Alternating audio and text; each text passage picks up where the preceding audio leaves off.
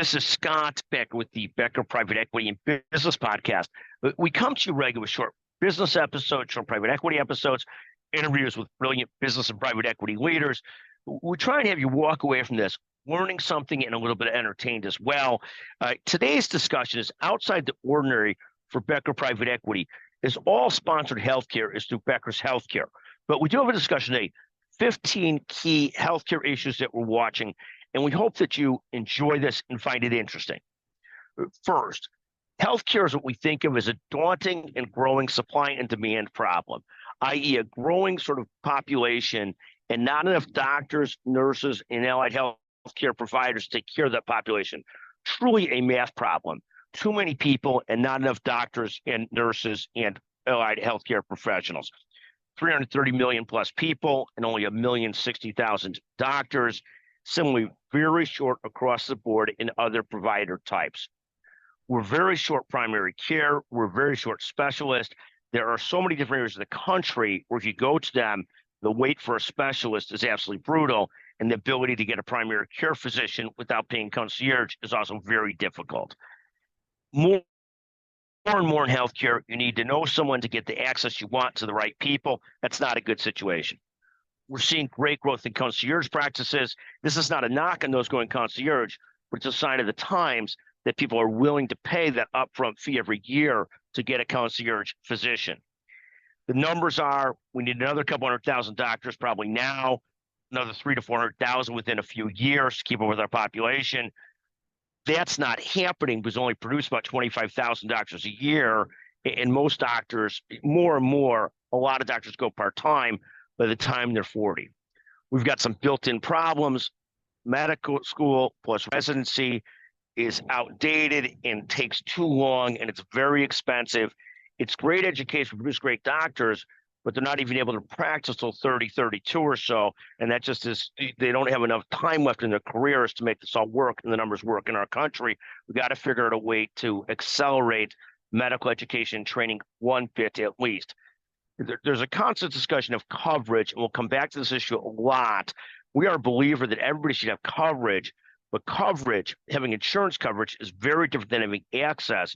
So even if you solve coverage, which our politicians like to talk about, that doesn't solve the real problem of access. That's point number one, the big math problem we have in supply and demand problem. The second point we have today is politicians discuss coverage in the ACA and some issues, but none focus on the real underlying problems and problem solving, i.e. how do we address the supply and demand problem? There was in one of the acts last couple of years an effort to fund 4,000 more residencies. Of course, it's a drop in the bucket. We need more of that, but even that, our politicians can't get their hands around because it's not sexy to talk about actually solving problems. It doesn't move the needle in elections. They want to talk about all kinds of other things, and coverage is important, but you can have coverage and not access. That's what we're going to have. Politicians themselves, they generally tend to have access, and so they're shielded from many of the problems that the rest of us have. If you've been in the ER department recently, you know how challenging access is and how swamped ERs are. The third point we'll make is that in terms of solving our problems in American healthcare, it's very much a mix of technology plus solving the shortages to make this work. Neither alone will solve the problem. Tech is often an incremental game changer, and God bless for it, but it's not yet a transformative game change maker where it alleviates the need for specialists and physicians. It's critical, it's incremental, it's not a panacea. Fourth, the payment system. Many people talk about the payment system as the core problem in our system, and I don't believe that it is. Fee-for-service is an easy culprit. Capitation gets abused as well. But at the end of the day, and it may very well be true, that we've got way too many middle people and administrative cost and so forth. I think I could say middlemen because we're talking about it in a bad way here. I don't need to be politically correct, but way too many middle men, administrative cost, and so forth. They're middle people, just in case I don't offend anybody. But whether it's value-based care, everybody's got their own definition of value-based care, fee-for-service, we see abuse in any of these systems. But at the end of the day, we've got a core economic problem of not enough caregivers and physicians and providers for a growing healthcare, growing population we need to take care of. Fifth, the payers have immensely more power than the providers. 4 of the payers are in the top 20 companies by revenues. 2 of them are in the top 6 companies by revenues. That's all companies, all revenues in the United States. The power difference between payers and providers is massive, but even the payers are starting to struggle as this thing gets upside down a little bit. It used to be that you had a few serious payers in every state, so providers had some leverage in negotiating with payers. Now there's really a dominant payer in every state, then a second, and then it is what it is. Sixth, Medicare and Medicaid are now more than 50% of the market in most places of taking care of Americans' population. And that's not bad or good. It's just a reality that we've got an aging, growing population, so more and more on Medicare and a lot on Medicaid. Seventh, Medicare Advantage, again, not a panacea. More than half of Medicare is now on Medicare Advantage.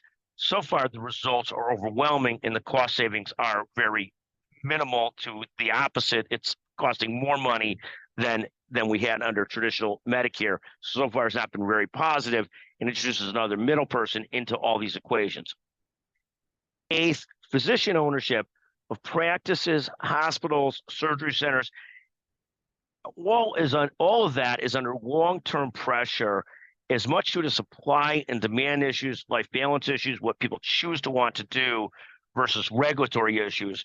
Certainly in the hospital area, new physician hospitals were mandated not to be opened under the ACA, but there's still about 250 physician hospitals out there.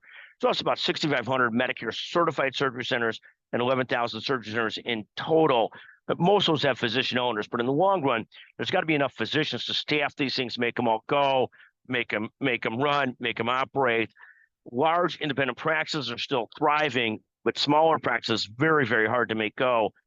The old adage of the small town practice, the Marcus Welby practice, is somewhat of a dying breed, but you are seeing the return to concierge medicine. And again, it's driven by supply and demand issues.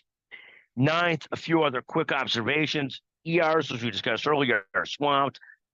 Behavioral health is overwhelmed. The ratios of specialists to population in many areas is a debacle. There's just no place to discharge patients, and then hospitals are stuck having more patients than they could take care of because there's no place to discharge patients too. And this is a story we hear constantly throughout the country. 10th, Walgreens, Walmart, and CVS all stepping back from all their health clinic efforts reflects the fact that there's so many of these shortages of physicians and providers. Beautiful health hubs were built, but without doctors, those aren't beautiful, those aren't useful. It's almost like a library without books isn't really a library, I don't think. 11, when we talk about health equity, you have to remember that supply and demand issues, and so much of this discussion is about supply and demand issues, it cuts to the heart of health equity. When there's not enough supply and demand, more people go into concierge, more people go to other things, other options. That means health equity becomes more challenging. 12th, it will talk about telehealth. It's helpful. It's an incremental game changer. It's important, but it doesn't change the game completely.